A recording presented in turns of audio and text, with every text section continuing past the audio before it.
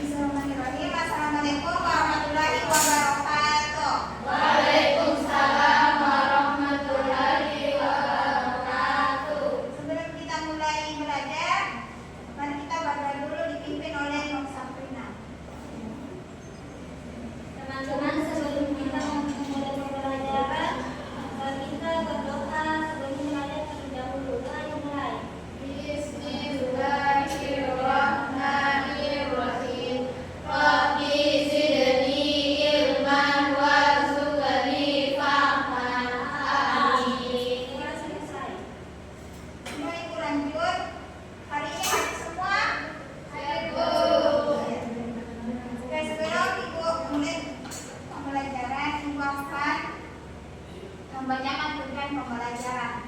Pertama, peserta didik dapat membagikan dua kelompok benda dengan benar. Peserta didik dapat menulis hasil perbandingan dalam bentuk rasio. Peserta didik dapat menerapkan rasio dalam contoh kehidupan nyata.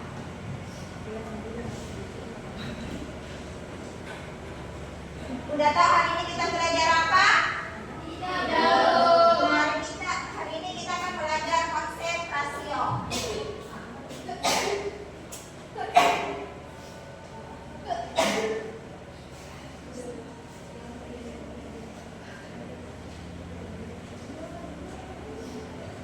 Udah tahu apa itu konsep rasio? Nah, konsep rasio itu perbandingan antara dua jumlah benda yang menunjukkan berapa kali satu jumlah dibanding dengan jumlah lain. Contohnya,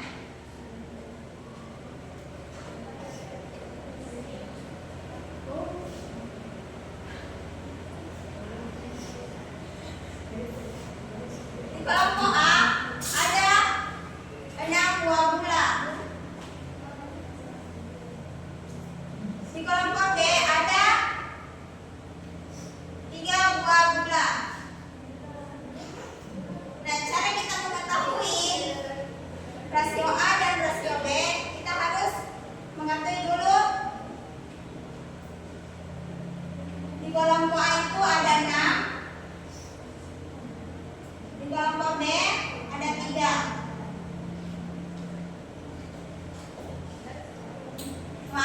Maka rasio 6 banding 3 itu kali jumlah dari kelompok A.